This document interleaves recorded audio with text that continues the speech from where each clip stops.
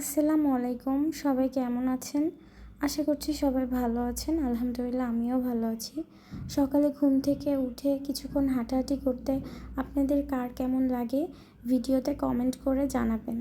আমি ঘুম থেকে উঠেই কিছুক্ষণ হেঁটে তারপর বাসায় এসে কমলার খোসাগুলো রোদে দিয়েছিলাম।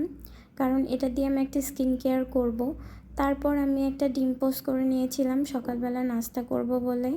তো সকালবেলা ডিম পোস্টটা খেয়ে আমি বাইরে বেরিয়ে পড়েছিলাম। আমার কিছু কাজ ছিল, তো কাজের জন্য আমি বাইরে গিয়েছিলাম। তারপর কাজ শেষ করে আমি কয়েকটা ফলের দোকানে ঘুরেছিলাম।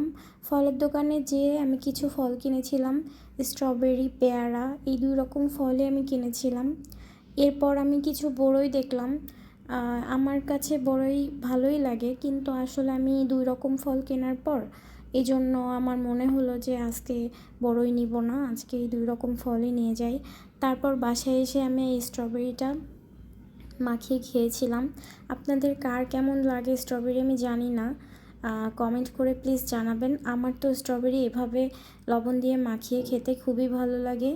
তারপর বাসায় এসে রাতের জন্য খিচুড়ি আর ডিম ভাজি করেছিলাম। আমরা সবাই মিলে এই খাবারটা খেয়েছি। অনেক মজা হয়েছিল। আজকে এ পর্যন্তই।